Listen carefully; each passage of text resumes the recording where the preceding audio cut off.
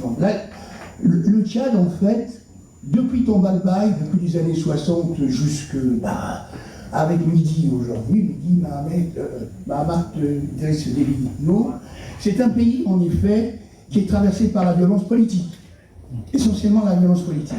Et derrière cette violence politique, bien entendu, vous avez une famille, les Agawa, d'accord, qui sont au pouvoir et qui tentent, et qui ne vont pas le laisser, d'une certaine manière. Ça, c'est une première chose.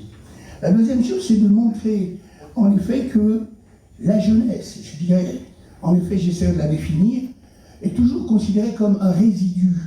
J'entends par résidu, c'est-à-dire un élément négligeable.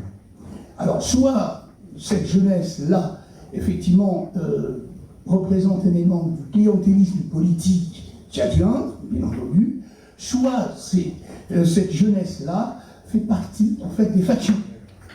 Et on voit bien que, d'une certaine manière, la place de la jeunesse, alors on lui reconnaît une petite place dans la Constitution, il faut un certain nombre de places à la jeunesse, etc. Mais il y a un gros problème. Le pacte des bâtisseurs, et je remercie Abdelkrim, permet de changer de paradigme.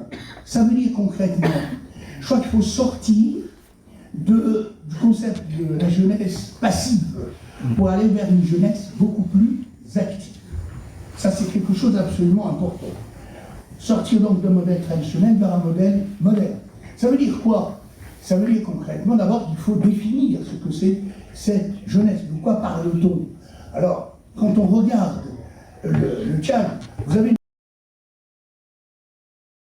Allons plus loin.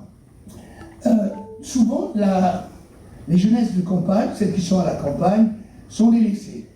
Alors, elles sont délaissées au profit, bien entendu, des jeunesses des villes. Il faut donc éviter aussi qu'il y ait des conflits entre les deux types de jeunesse. Il faut éviter aussi qu'il y ait des conflits entre les jeunes, bien entendu, et les gens âgés, bien entendu. Il ne faut pas qu'il y ait un conflit générationnel. Ça, c'est le deuxième point, qui est absolument important. Le troisième point, par rapport à cette jeunesse-là, qu'il faut tenir en compte, il faut savoir que sur une population de quasiment 22 millions au Tchad, de Tchadiens, il y a 60% de la population qui ont quasiment moins de 25 ans. Et donc, ça veut dire que cette jeunesse-là, par rapport au discours qu'on nous tient d'habitude, que c'est pas bien, les femmes africaines de naître au monde, enfants, etc., la croissance démographique, là, devient un dividende démographique. Donc cette jeunesse est un dividende démographique. Ça veut dire quoi? Ça veut dire que